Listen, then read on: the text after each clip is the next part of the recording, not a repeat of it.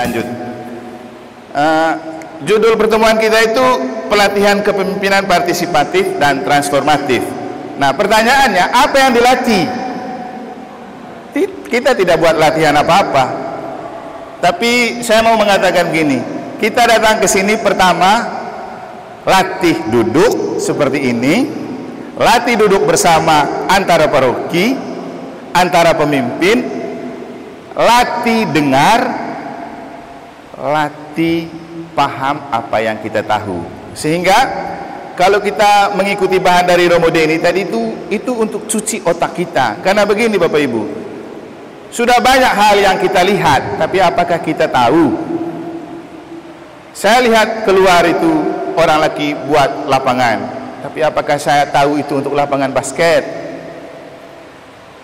Buku ini sudah dibagikan semua ke pastor paroki. Kami sudah lihat ada di meja kerja kami.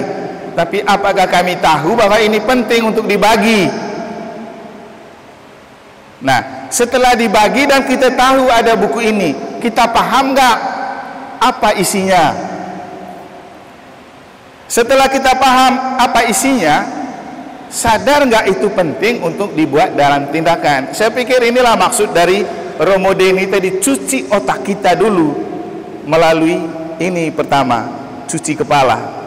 Memang kalau kepala kita ini dicuci bahaya juga. Nanti kalau sering dicuci kepala hasilnya kayak Romo Liber punya kepala, kayak Pak Denis punya kepala, kayak Pak Yoakim punya kepala, dan saya juga OTW. Tapi itu juga bagian dari transformasi. Tadi saya ngobrol sama Bapak Yoakim sama Bapak Mikel di depan. Oh, banyak perubahan paroki Singaraja ini. Bukan hanya gereja yang makin bagus, tapi perubahan lain juga. Bapak Yoakim rambutnya sudah semakin habis, Bapak Mikel giginya sudah semakin habis. Wah, itu perubahan juga itu. Perubahan para pemimpin. Jadi penting untuk kita sekarang dengan apa yang kita ikuti dari Romo Deni itu, pertama, kita sudah tahu banyak selama ini. Kita sudah tahu tema kepemimpinan pastoral. Tapi kita sadar nggak itu tema untuk kita? Itu yang paling penting. Sehingga apa tadi istilahnya, alam atas sadar dan alam bawah sadar itu penting. Jadi kita sudah tahu tema ini, tapi kita sadar nggak ini tema untuk kita? Bagus sekali tadi kita dimulai dari pengetahuan ke kesadaran, lalu kemudian muncul keyakinan. Memang kita harus yakin dengan apa yang kita sadari, jangan yakin pada apa yang kita sadari. Kita jadi orang Katolik karena kita sadar dan paham apa itu Katolik, makanya kita percaya. Kalau tidak, nanti kalau di negara saya bilang kita jadi orang Katolik pengikut, beda dengan jadi orang Katolik murid. Kalau jadi Katolik pengikut itu ikut-ikutan, seperti orang yang diajak demo, ayo demo, tapi dia tidak paham untuk apa itu demo. Tapi kalau jadi Katolik murid, seperti murid, tidak ada murid yang tidak taat kepada guru, karena kalau dia tidak taat, dia tidak dapat apa-apa, kan? Jadi Katolik juga begitu. Jadi murid bukan jadi pengikut. Nah, jadi murid itu paling pertama dan utama itu taat dan setia, ikut, baru ikut. Tapi kalau jadi pengikut itu ikut-ikutan. Nanti kalau DPP-nya orang yang dia suka, baru dia ikut karena ikut orang yang dia suka. Kalau pastornya dia suka, baru dia ikut karena ikut dengan pastor yang dia suka. Tapi kalau murid, siapapun pastornya, dia kan tetap taat dan setia. Jadi kita itu belajar jadi murid, bukan jadi pengikut.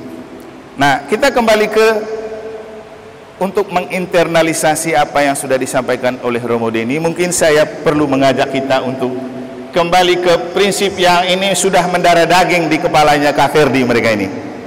Kata ini, cogito ergo sum, jika saya berpikir maka saya ada. Saya tambahkan, jika saya bertindak maka saya berada. Kita semua tahu kita sudah ada di sini. Romo Deni ajak untuk kita berpikir, maka kita sudah masuk ke cogito ergo sum. Jika saya berpikir maka saya ada. Kalau kamu tidak ikut berpikir, belum ada di sini. Tapi yang paling penting bukan hanya pemikiran, tindakan. Karena kalau kita bertindak, baru kita benar-benar berada. Kalau tidak bertindak, tidak berada. Misalnya kita sudah datang ke Singaraja, sudah ada pura-pura tidak tahu, atau kita tidak tahu tapi kita sok tahu, atau kita memang tidak tahu lalu tidak peduli. Nah, kalau pemimpin model kayak gini tidak ada kesadaran, susah juga jadi pemimpin. Jadi sekarang kita sudah ada di sini untuk bertindak. Jadi latihan kita itu nanti latihan untuk fokus. Itu nomor satu. Kemudian ini dia. Kita sudah berada di sini untuk bertindak. Nah, di sini kita datang untuk dilatih menjadi pemimpin partisipatif dan transformatif. Tapi mari kita nonton yang ini dulu.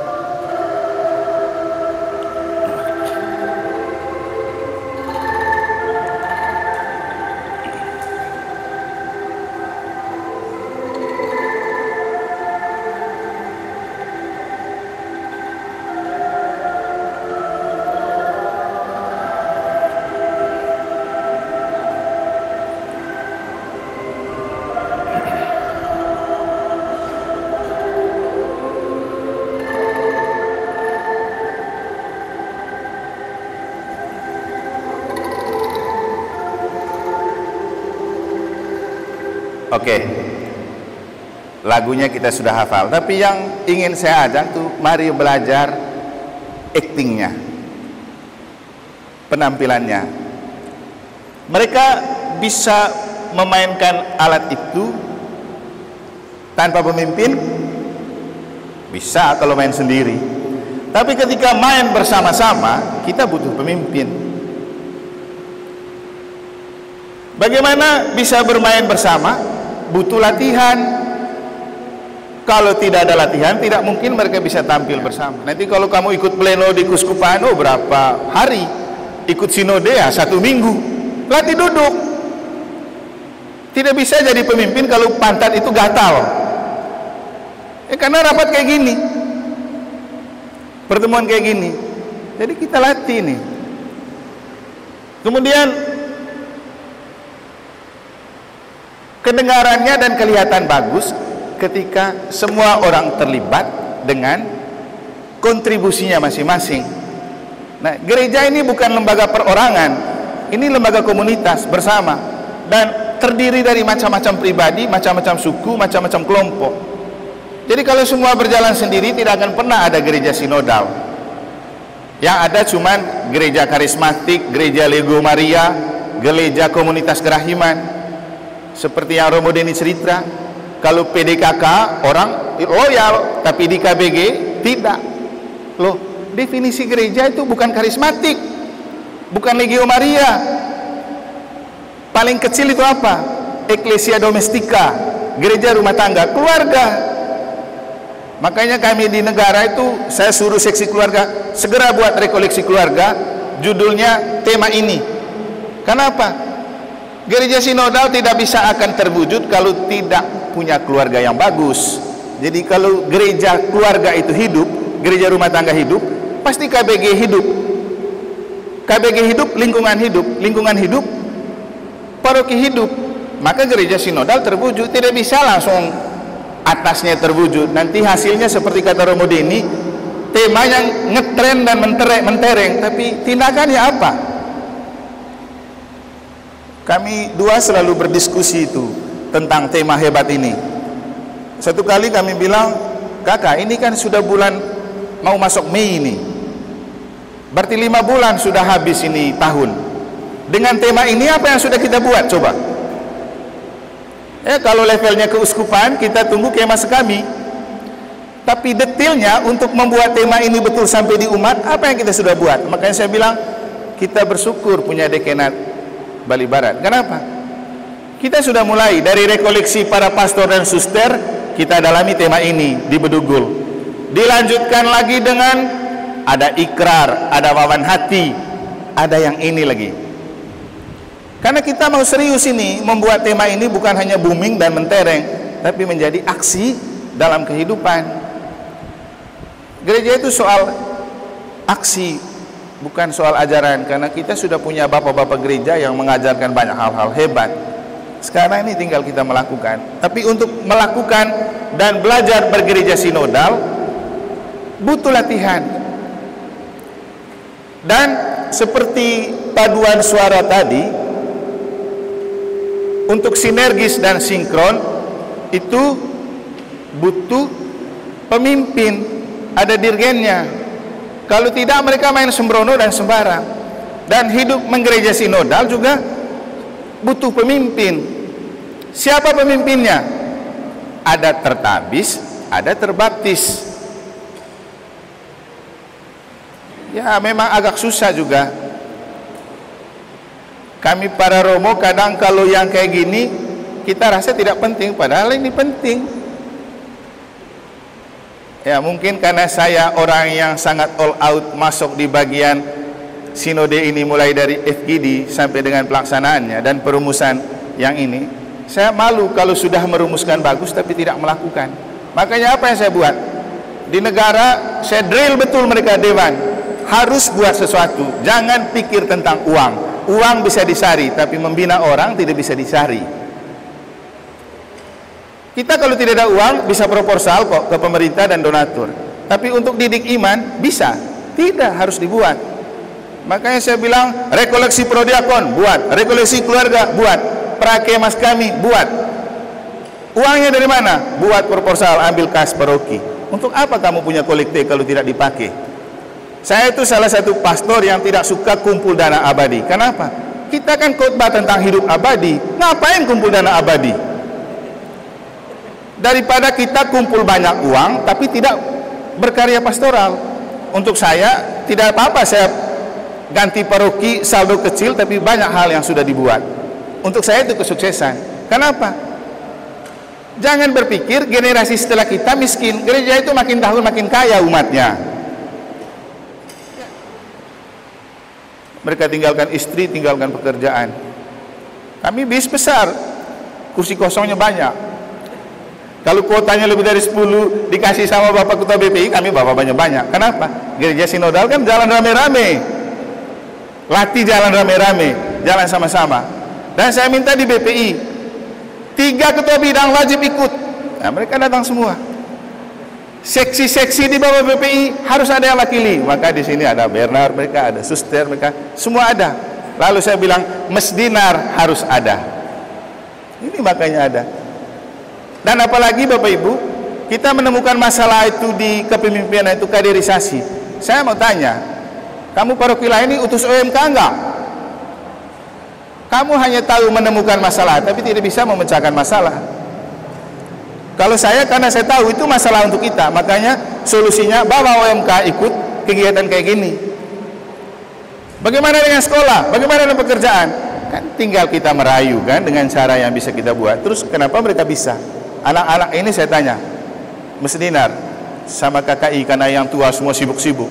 Kata Romo Deni tadi kan susah cari orang yang ikut kegiatan. Kalau tidak yang pensiunan, yang nganggur kan. Makanya muka yang sama terus hadir dalam kegiatan itu. Saya tanya, Helen, kamu hari Sabtu sekolah Romo.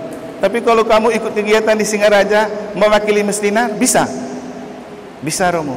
Buat surat izin? Iya, saya buatkan surat izin bahwa karena begini, orang Katolik jangan terlalu bodoh lah tinggal di Bali. Kalau kamu hitung, siapa yang paling punya banyak odalan? Kita itu sesekali aja punya kegiatan. Masa perusahaan tidak kasih izin?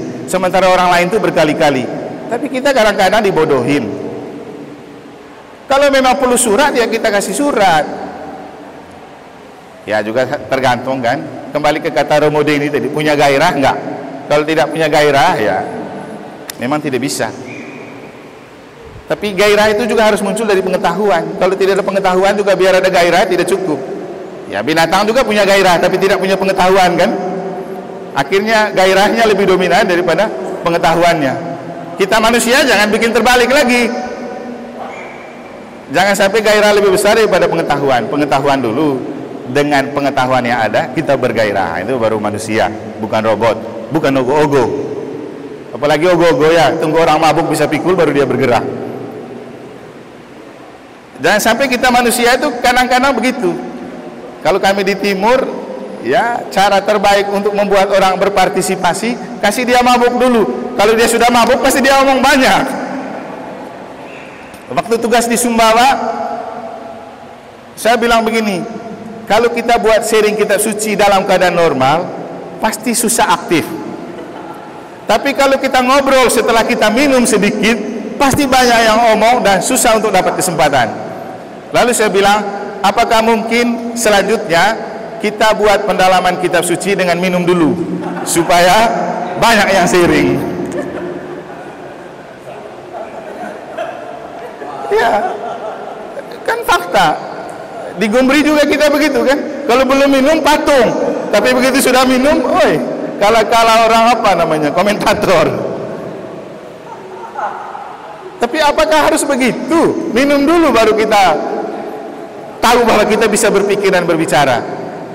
Ya, kalau di negara saya bilang banyak-banyak konsumsi Roh Kudus lah, misa begitu. Supaya membangkitkan gairah itu harus misa. Kenapa kami di negara itu saya putuskan misa sore? Satu, supaya kalau kamu lelah bekerja, kamu datang meminta kekuatan di misa. Kedua, kami lumayan loh dapat kolekte dari misa harian. 1 tahun tuh bisa 70-80 juta dari kolekte misa harian. Kamu cari di mana di Kuskupan ini yang punya paroki yang misa hariannya ada kolekte? Cuma di negara. Tambahan lain, kami adalah paroki yang kalau misa harian full mesdinarnya 4 orang anak.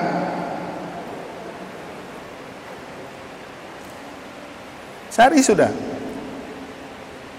Hal yang kemudian membuat saya, kamu harus buat prakemas kami, karena memberikan apa namanya award begitu kepada anak-anak yang mereka itu rajin mesdinar tiap hari. Biar hujan datang, orang tuanya drop di pintu saja.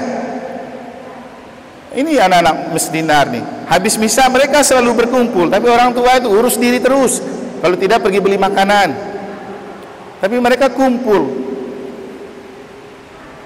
buat pertemuan pendalaman. Saya bilang ini anak-anak, ini generasi emas, ini harus dihargai. Makanya kita apresiasi mereka, buat prakemas kami, supaya kalau anak-anak yang tidak kepala sari, mereka sudah menikmati di sini. Uangnya dari mana Romo? Rancangkan. Akhirnya dengan DPP juga setuju, kita buat prakemas kami. Budgetnya berapa itu Pak Bayu? 21 juta. Ya pakai uang paroki, ngapain kita simpan uang daripada kita tidak buat kegiatan? Kan supaya semua berpartisipasi. Oke, ini yang kita latih itu ini. Bapak Ibu setiap kali misa doa ini kan, semangat lagi mendoakan. Saya di negara pernah buat kegiatan rekoleksi keluarga. Ada ketua lingkungan yang berkeberatan karena susah cari umat. Saya bilang begini, kamu loh waktu jadi lektor baca doa ini, semangat. Terus ini doa untuk siapa? Kita semangat berdoa, ini doa untuk siapa? Untuk kita. Jadi jangan semangat saja mendoakan, tapi lupa kalau ini doa untuk kita. Giliran disuruh kegiatan, kita tidak mau. Ini temanya. Saya kasih judul gini, tema kita dan tema untuk kita. Bapak Ibu, ini tema kepemimpinan partisipatif dan transformatif ini, itu tema kita dan juga untuk kita. Hati-hati loh bedakan antara tema kita dan tema untuk kita, masalah kita dan masalah untuk kita.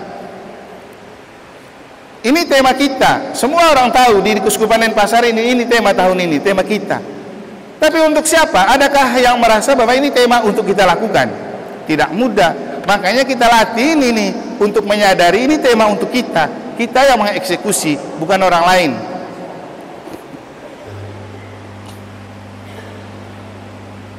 Nah, mengapa dan untuk apa ke sini? Tadi kami datang langsung foto di sini. Kan sayang kalau tidak difoto di gereja yang megah kan? daripada orang dari tempat lain datang foto di sini kita yang punya. Tidak. Kamu orang Singaraja jangan berpikir kita tidak punya gereja ini. Walaupun yang punya lebih banyak uang nanti kemudian kutus-kutus, tapi jangan lupa sejarah awal. Waktu kamu mau bangun, kamu pungut ke setiap dekanat toh. Itu sejarah awalnya. Supaya dapat modal awal bisa bangun. Pungut ke dekanat. Kita diedarkan voucher toh. Jadi kita orang dekanat Bali Barat bangga punya gereja bagus seperti ini. Walaupun kemudian orang Singaraja merasa mereka punya, ya sudahlah, nggak apa-apa. Yang penting di balik gereja megah jangan lupa iman megah kan. Nah, itu yang lebih penting. Ini kami tadi ngopi di depan sama paman melastika mereka, dapat tulisan ini di tiang listrik, ada tulis BL0352 Gereja Katolik Singaraja. Lalu saya bilang begini, kamu tahu BL itu apa? Apa Romo? Ini artinya berelau. Coba kamu lihat di sini, pastor paroki punya nama taruh di tiang listrik, artinya jangan orang macam-macam lagi tiang ini, karena ini punya gereja punya. Jadi BL berelau tiang listrik. Lalu saya bilang, Wayan, kasih tahu PLN di negara, tulis juga kita punya di depan gereja itu. Kalau tidak WS ya EA. WS itu Wayan Santo, EA itu yang mana anu. Nanti Tabanan punya pulang tulis BP punya, VH apa itu Ferdi Hardi. Kalau tidak tulis langsung apa pastor paroki punya tuh. Supaya orang jangan main-main itu kabel-kabel tuh kan. Kayak ini tidak ada yang ganggu, ini sudah ada BL. Siapa mau macam-macam ketemu BL dulu. Ya kan, untuk menjawab pertanyaan, untuk apa kesini? Untuk memaknai setiap kebersamaan dan keberadaan kita. Seperti yang saya bilang tadi, banyak hal yang kita lihat, tapi apakah kita paham dan menyadari itu penting untuk kita maknai? Ya, termasuk ini. Orang pasti tidak pernah akan memahami walaupun dia melihat ini. Tapi kita perlu dilatih untuk memaknai setiap apa yang kita lihat. Itu namanya kesadaran. Jadi kita itu latih kesadaran, menyadari apa yang ada di sekitar kita. Siapa tahu itu baik dan berguna untuk karya pastoral kita. Termasuk saya menyadari apa yang tertulis di tiang listrik untuk presentasi sekarang tuh. Tidak susah-susah cari bahan kan. Ini pokoknya Romo Agus mumpung saya di depan. Nanti kalau Romo Agus di depan, kita yang dia kocok. Kita datang itu mau tahu. Setelah tahu, paham dan sadar apa yang saya tahu untuk melakukan itu dalam tindakan pastoral. Ini yang kita latih ini, termasuk kita kepelatihan ini. Jangan pikir latih seperti kita latih bawa mobil. Latih yang bersifat fisik. Pelatihan utama itu Pak, latih mengelola cara berpikir. Dan saya rasa itu yang saya tangkap dari Romo Denny tadi. Mari mengelola cara berpikir. Kadang-kadang ini kita lupa kekuatan kita. Berpikir dengan sadar, berpikir dengan bawah sadar. Padahal terus-terus kita lakukan. Kita banyak hidup dengan pikiran bawah sadar. Begitu masuk di pikiran yang utama, yang ada bukan berpikir lagi, tapi kepikiran karena pengaruh bawah sadar kan? Benar nggak? Orang itu banyak kepikiran karena dia tidak berpikir, tapi karena pengaruh alam bawah sadar. Seperti cerita-cerita tadi. Kalau bicara leak itu kan alam bawah sadar juga, lalu dibawa di dalam pikiran, lalu diasosiasikan. Sehingga kalau orang sakit, apalagi di Palasari ya, bukan ke rumah sakit dia dibawa pertama, tapi di dukun misalnya tuh, kan alam bawah sadar. Padahal ada Balimed di sana gitu. Jadi kita banyak hidup karena dorongan dan pengaruh bawah sadar, hanya karena kita tidak cogito ergo sum tadi itu. Jadi Bapak Ibu, kalau bicara cogito ergo sum, saya berpikir saya ada bukan urusan orang filsafat, tapi kita semua harus sadar. Kita datang misa harus sadar kita datang untuk apa. Kita terlibat di DPP, kita terlibat untuk apa. Kita berdoa, kita sadar berdoa untuk apa. Kemarin malam saya buat status yang bunyinya begini. Baru juga saya sadar tuh, Yesus itu mengajak kita untuk berdoa, bukan jadi pendoa. Karena Orang yang rajin berdoa belum tentu dia pendoa, tapi pendoa belum tentu dia rajin berdoa, kan? Benar kan? Pendoa itu kalau ada orang yang minta doa baru dia berdoa. Tapi Yesus tidak mengajarkan kita untuk itu. Berdoa saja, bukan jadi pendoa. Akhirnya Bapak Ibu apa? Ada yang kemudian gara-gara dia jadi pendoa dia lupa bahwa dia juga perlu berdoa.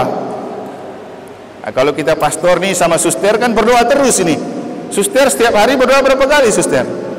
Tapi tetap tidak dinamakan pendoa tuh. Giliran ada umat kita yang baru satu kali dia berdoa lalu oh itu pendoa itu. Padahal dia berdoa karena ada pasien. Jadi mari berdoa bukan untuk jadi pendoa, tapi karena memang kita berdoa, karena doa itu kita lakukan dengan sadar sebagai roh hidup gitu. Nah, siapa itu BPI dalam struktur dan fungsinya dalam gereja? Inilah tujuan kita buat kegiatan ini di waktu susun program di Kuskupan. Kembalikan semua kepemimpinan pastoral itu pada tupoksi, tugas pokok dan fungsi. Tadi kita ngobrol di depan, lalu saya bilang begini, kamu yakin bahwa para ketua BPI semua tahu apa tugas dan tanggung jawabnya? Kamu yakin kami para pastor juga tahu apa tugas dan tanggung jawab kami dan bidang-bidang? Belum tentu. Coba lihat di meja kami, mungkin nota lebih banyak daripada buku pedoman dewan. Padahal itu buku yang harus selalu di meja kami, pedoman dewan. Kami lebih banyak sibuk yang lain, sehingga kami tidak tahu yang ini sebenarnya BPI punya, yang ini seksi pembangunan punya, atau yang ini itu. Akhirnya campur aduk. Termasuk bicara tentang aset itu bukan urusan pastor, itu aset itu Dewan Keuangan di pedomannya. Berpikir tentang bagaimana mendapatkan dana untuk menghidupkan paroki bukan tugas pastor, supaya pastor tidak dibebani dengan cari dana lalu siap khotbah abal-abalan saja, kan gitu maksudnya. Biar kami fokus di kitab suci, fokus siapkan khotbah. Tapi karena memang yang lain-lain hanya ada nama, apalagi waktu pelantikan ada Bapak Uskup, penuh, kurang lagi tempat tuh. Habis itu foto-foto lagi, pegang map. Setelah itu giliran rapat tidak ada, kerja apa lagi? Nah, nanti pertemuan kayak gini susah kita cari, sehingga cari yang pensiunan.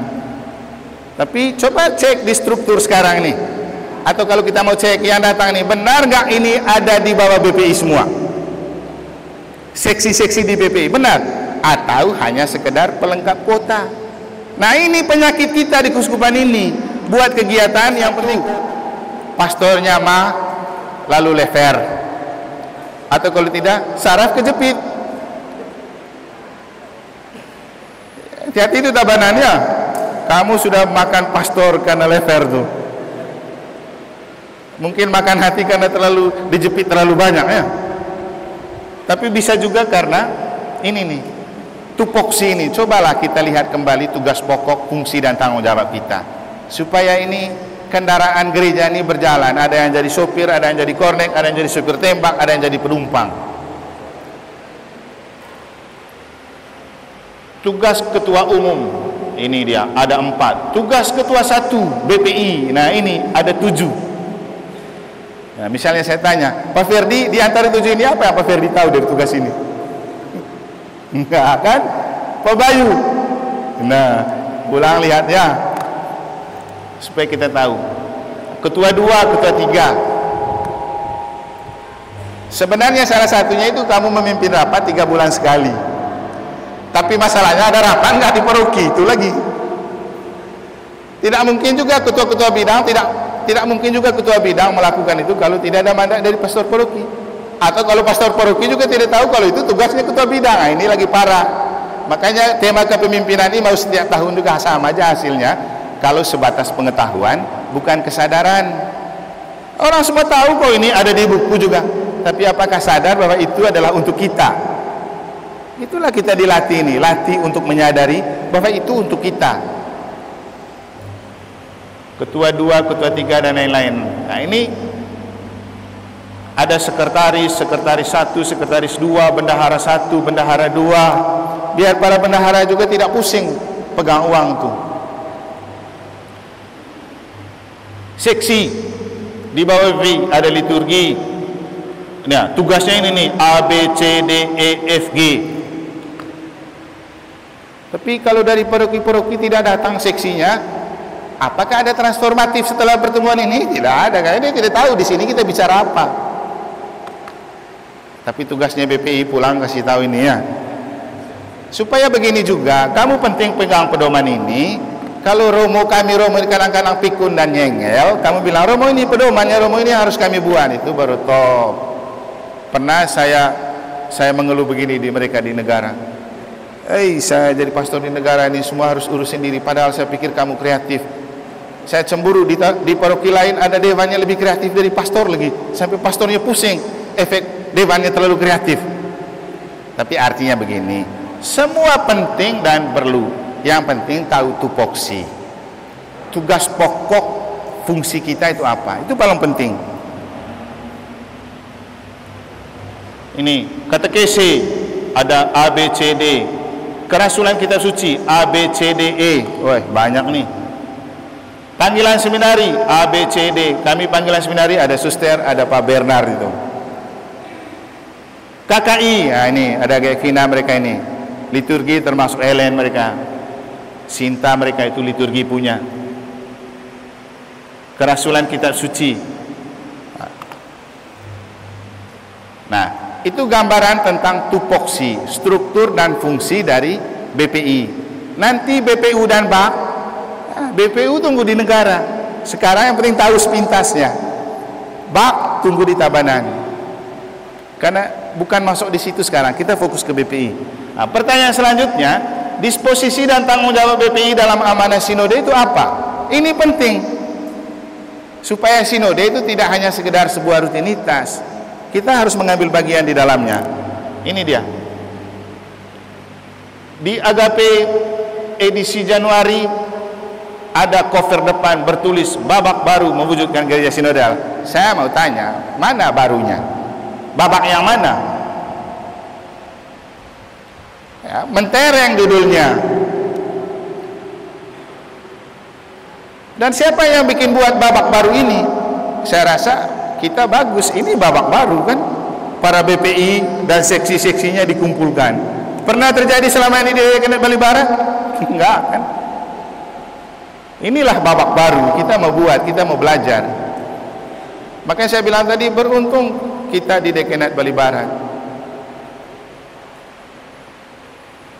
Jadi mungkin pengaruh Romo Agus kuat, doakan kita di Roma ya, sehingga Bapak administrator di sini.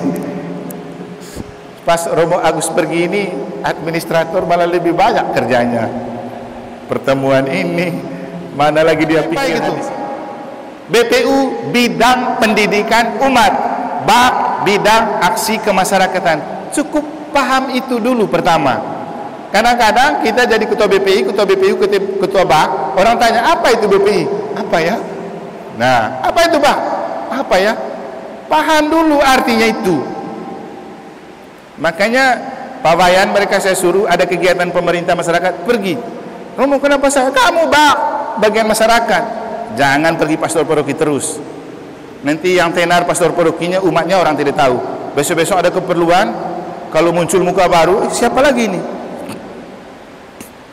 Makanya saya kalau di negara itu saya pergi ketemu bupati yang saya ajak orang yang punya gairah sosial gitu. Ya macam mereka Pak Wayan mereka. Bahkan koster pun saya bawa. Pernah saya bawa saya punya koster ketemu bupati. Dirangkul sama bupati.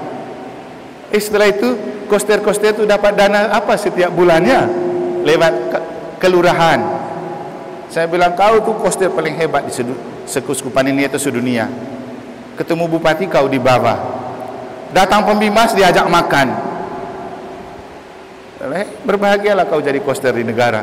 Tanpa perlu jadi gubernur kau sudah jadi koster yang hebat. Jadi apa artinya saya bawa mereka? Kenapa? Supaya ajudan dan pejabat bupati itu tahu ini orang-orang terdekat. Ketika satu saat mereka ada perlu di gereja, mereka ke gereja, Romo tidak ada, mereka lihat muka koster, mereka tahu oh ini pernah dibawa sama Romo, berarti benar. Biar tidak salah alamat. Karena bahaya yang lain juga Bapak Ibu, Di gereja kan banyak mafia juga kan, apalagi di pemerintahan itu Bapak Ibu. Jangan pikir semua orang punya hati untuk gereja.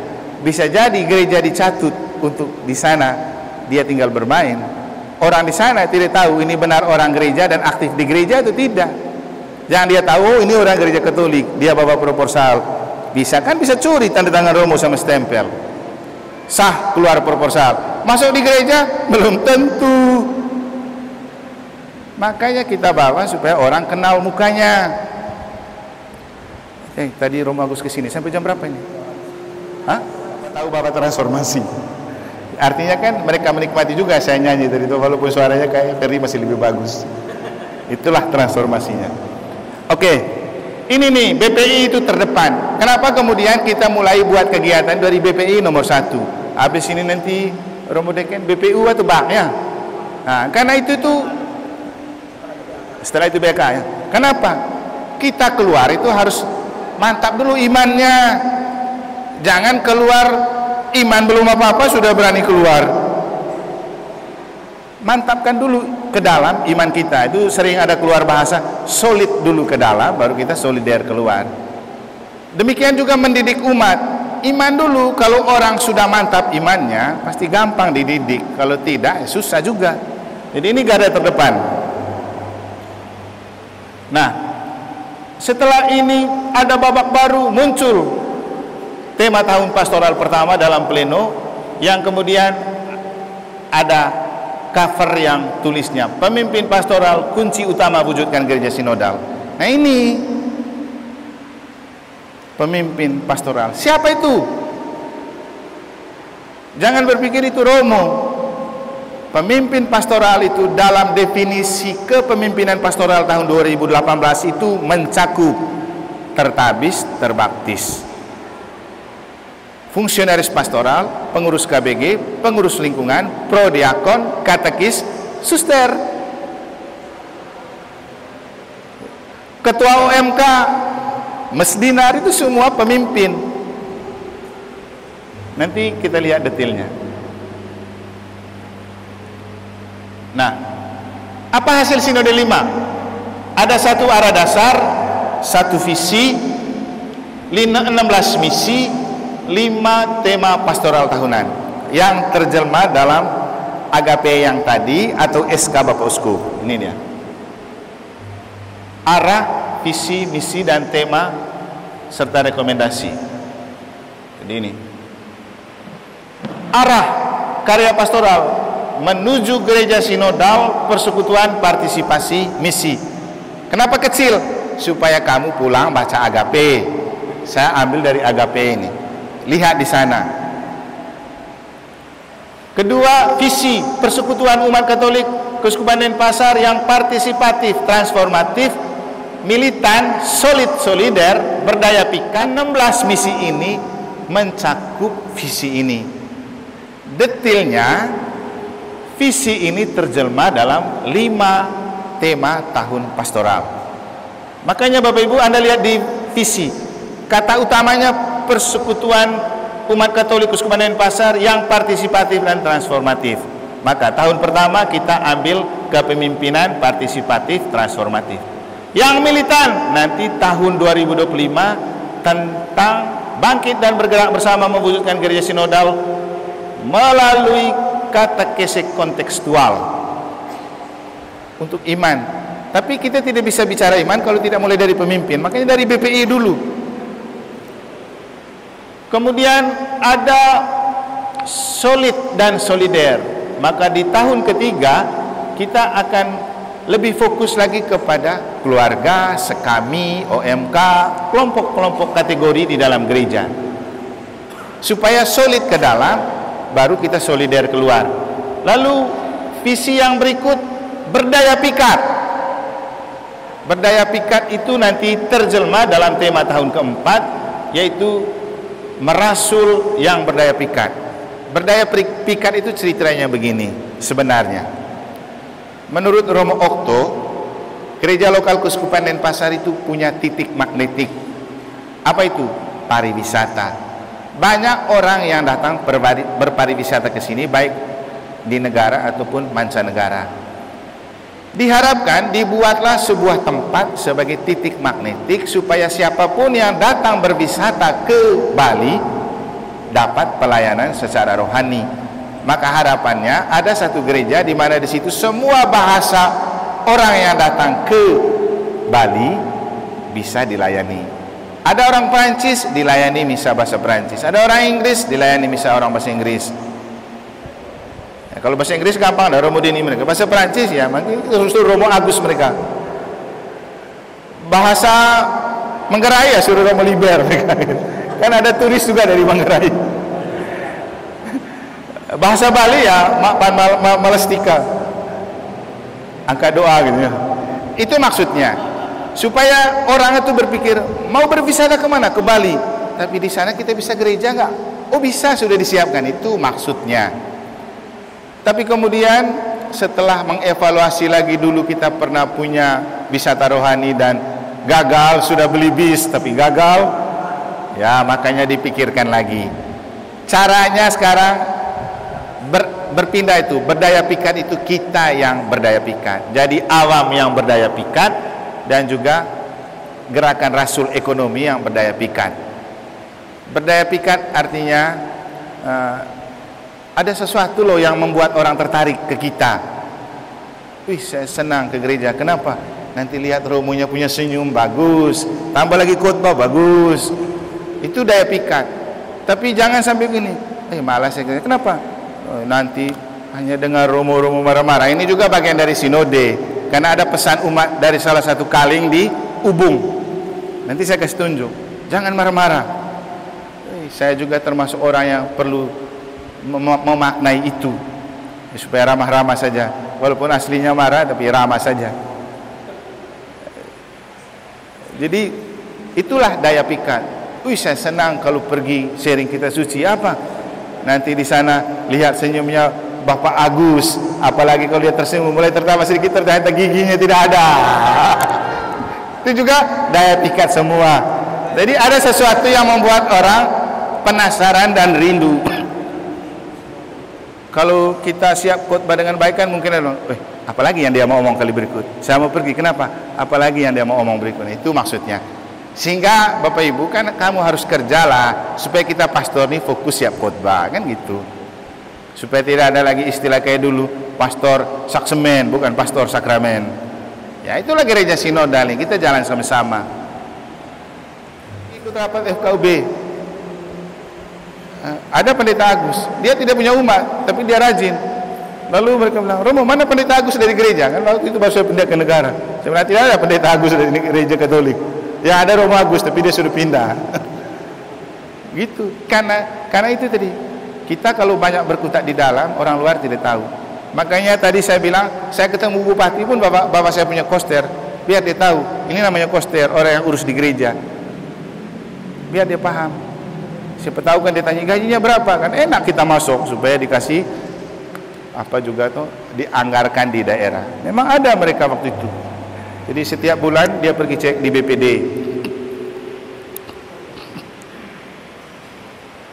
Kemudian setelah kita diandaikan iman kita militan lewat katekesi kontekstual, baru kita mewujudkan gereja sinodal itu di keluarga, sekami, OMK, KBG yang solid dan solider. Setelah itu meluas dia. Setelah keluarga, sekami, OMK, KBG, solid, solider, kita coba membias ke rasul awam, gerakan kerasulan awam. Berarti keluar sudah. Di politik, di tugas jabatan-jabatan publik lain. Lalu kemudian kita juga menyentuh persoalan lingkungan hidup di tahun terakhir. Jadi ini satu kesatuan untuk menggapai visi gereja sinodal yang bersekutu, berpartisipasi dalam bermisi. Sehingga nanti gereja sinodal itu gereja yang memang semua berjalan, mulai dari keluarga berjalan, sekami berjalan, OMK berjalan, KBG berjalan. Nah, pertanyaannya, di mana kelompok arisannya? Di mana? Di mana kelompok kategorinya? Bapak Ibu, jangan mengabaikan hidup menggereja.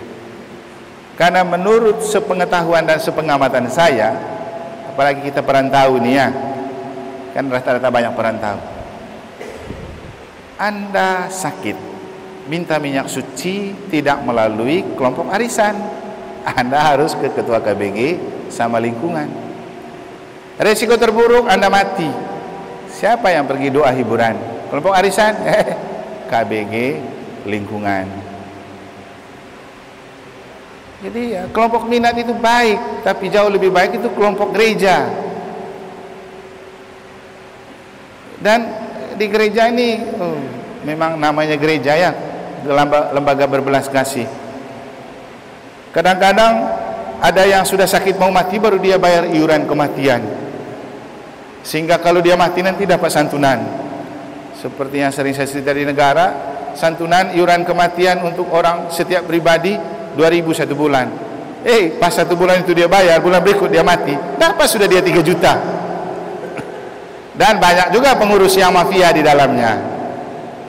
Ya, mafia positif lah, karena kasihan kan, kasihan daripada tidak dikuburkan secara Katolik. Ya sudah kasih tahu di bendahara, oh dia sudah lunas ini dari tahun ini, padahal baru dibayar setelah mendengar dia mati. Banyak begitu.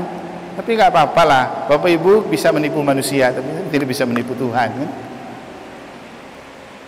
Jadi menggereja, gereja sinodal itu artinya mencintai hidup menggereja, mulai dari eklesia domestika, KBG, lingkungan. Ini korelasi tema ini. Jadi 5 tema ini dilakukan untuk mewujudkan gereja sinodal yang menjadi arah dasar pastoral 5 tahun ke depan keuskupan kita. Nah, sekarang tema tahun pertama ini, bangkit dan bergerak bersama mewujudkan gereja sinodal melalui kepemimpinan partisipatif. Ini pertanyaan penting Bapak Ibu. Apa itu bangkit dan bergerak? Jangan sampai enak kita omong tapi kita tidak paham. Kita tahu kan ini temanya, tapi paham nggak itu bangkit dan bergerak itu apa? Siapa yang harus bangkit dan bergerak? Mengapa harus bersama, tidak bangkit sendiri-sendiri dan bergerak sendiri-sendiri? Apa itu gereja sinodal? Ini juga penting. Banyak orang yang omong gereja sinodal, tapi ketika kita tanya, emangnya gereja sinodal itu apa sih? Nggak tahu juga ya. Nah, jadi kata Romo Deni tadi, kita punya pengetahuan, tapi punya pemahaman enggak? Karena pemahaman akan mempengaruhi gairah. Kalau kita paham, pasti kita bergairah. Bapak Ibu kalau paham dengan pasangan kan pasti. Kita kalau tidur, kalau kita bangun, tapi masih baring, namanya bangun, tapi belum bangkit kan? Tapi sudah bangun. Jadi gereja sinodal ini bukan hanya bangun, apalagi bangun gedung banyak-banyak kan, bukan itu. Tapi bangkit dan bergerak bersama. Kenapa tadi saya bilang kita di Keuskupan Denpasar rata-rata punya gereja bagus dengan biaya mahal semua, tapi umatnya bangkit dan bergerak enggak? Tadi saya guyon gini, mereka bapak berdua, kamu Singaraja gereja oke, bangunan oke, giliran pertemuan kayak gini ku kirim yang kropos-kropos. Ya kan, kata Romo Deni sudah pensiunan semua. Oh, kita mau bicara gereja ke depan ini, mana yang muda-muda? Biarkan mereka jadi pendoa dan penasihat. Ini cocok prodiakon sudah mereka ini. Jangan dibebani lagi dengan pemimpin kayak gini. Ini sama dengan kan memang mobil rosokan sudah mereka ini. Masa kita paksa mereka berjalan? Artinya begini, ya itulah. Kalau yang muda-muda semua pada banyak alasan, mau tidak mau mereka lagi. Gak apa-apa ya Bapak ya. Kan kita ini menginvestasi surga ini, kita terlibat ini kan. Yang muda-muda itu belum berpikir tentang surga. Mereka pikir tentang dunia. Nanti kalau sudah kropos baru berpikir tentang surga. Itu enaknya jadi Katolik. Tunggu kropos baru aktif.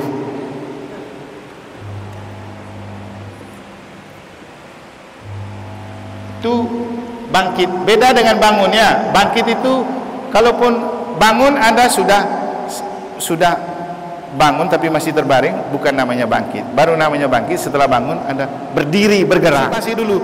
Makanya temanya itu lebih dahulu partisipasi, baru waktu itu prodiakon yang doa ya. Dia doa terbalik.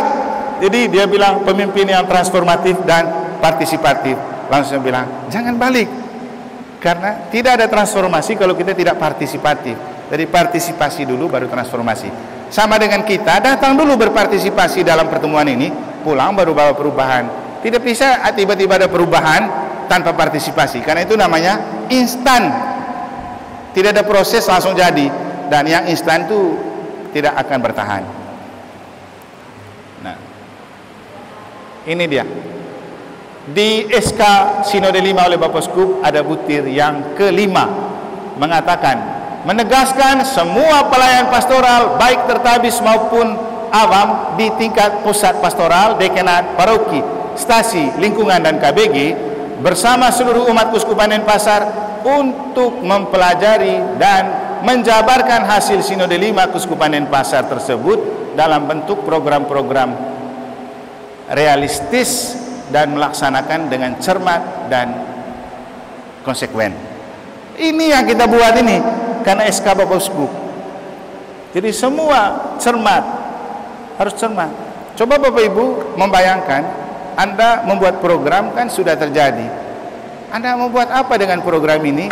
Kalau seandainya, maaf saja, tidak diberikan pemahaman seperti hari ini misalnya. Anda paham, Anda membuat apa dengan tema ini? Tapi dengan datang, paham, kenapa sampai tema ini kamu terima sakramen. Tapi soal pekerjaan lain semua kita bisa. Nah, kenapa tema ini muncul? Tadi Romo Denny sudah menyampaikan 5. Dan memang itu yang ada dari apa namanya, data. Jadi mengapa tema ini muncul? Karena lihat hasil FGD dan prasinode. Dengan cara bangkit dan bergerak. Untuk apa? Laksanakan amanat Sinode 4. Jadi ini alasan tema pastoral 2024. Kalau kembali ke Sinode 4, tahun 2018 kita punya tema kepemimpinan pastoral. Sekarang ulang lagi. Tapi waktu itu umum saja. Sekarang lebih detail kepada 2 karakter, partisipatif dan transformatif. Kalau di tahun 2018 itu banyak sekali item-item untuk seorang pemimpin. Nanti kita bisa lihat ada visioner, ada macam-macam. Terlalu banyak lalu ribet. Ternyata bapak itu imam. Dan memang kita semua imam di dalam keluarga. Karena tugas imam itu menguduskan. Dengan saling mendoakan, kita sedang menjalankan tugas imamah, saling menguduskan. Nabi mewartakan Injil, raja memimpin. Kita semua itu karena rahmat sakramen baptis. Nah, pemimpin pastoral itu begini definisinya Bapak Ibu. Pemimpinan dimaksud adalah pemimpin tertabis, para imam, pemimpin terbaptis, katekis, ketua lingkungan, ketua KBG, ketua OMK, ketua kelompok kategori. Itu semua pemimpin. Di tahun 2018 yang diharapkan itu ciri-ciri kepemimpinan itu banyak.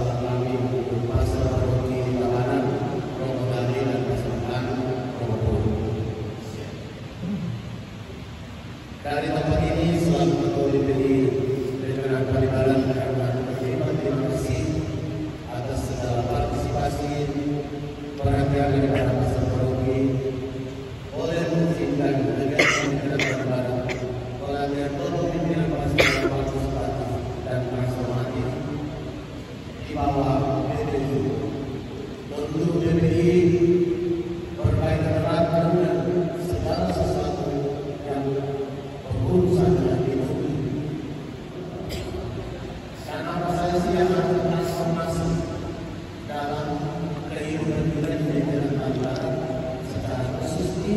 baru masing-masing. Tentu tidak semua orang hebat. Kita mungkin bukan orang yang berpendidikan khusus, tetapi kita mau membantu kita, mau memperbaiki pelayanan kita. Maka dengan kesediaan itu tentu hari berharap bahwa kehadiran Anda semua pada hari ini pada susun pada roh sedikit memberikan wawasan lebih untuk umat yang kita layani. Maka sebenarnya ini bisa kita lancar dan kita pulang dari tempat ini kita sadar bahwa kita semua harus berpartisipasi aktif dalam kehidupan gereja dan juga tidak ada sebuah hal yang harus kita transformasi menuju ke arah yang lebih baik dan lebih baik dan lebih baik.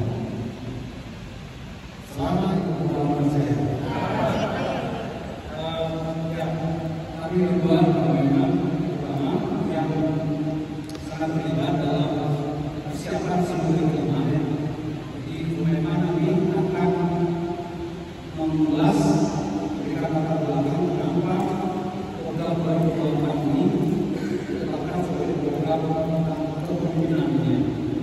Masalah-masalah yang muncul selama seminggu yang dilakukan oleh seminggu ditetapkan menjadi program selama 5 tahun ke depan tahun pertama 2024 itu adalah tentang kepemimpinan.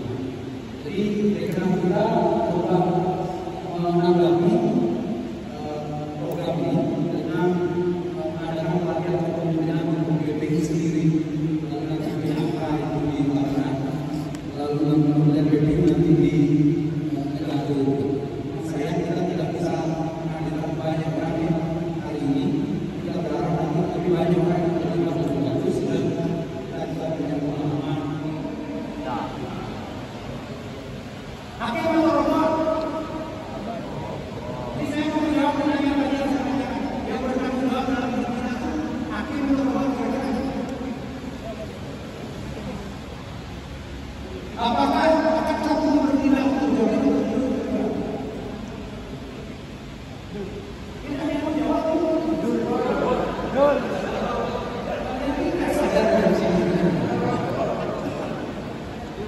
mereka faktor usia.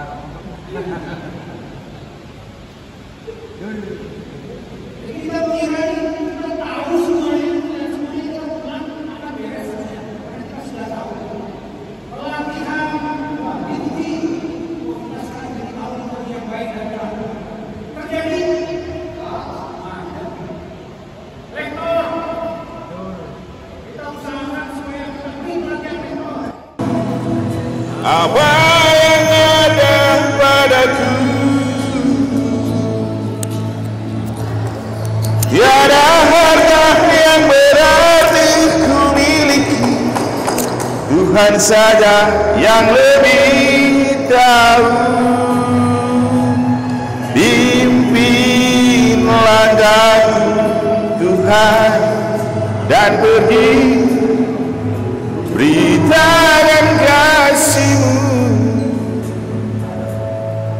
Tanganku kerja bagi-Mu, bibirku memuji-Mu, Tuhan tuntun langkahku.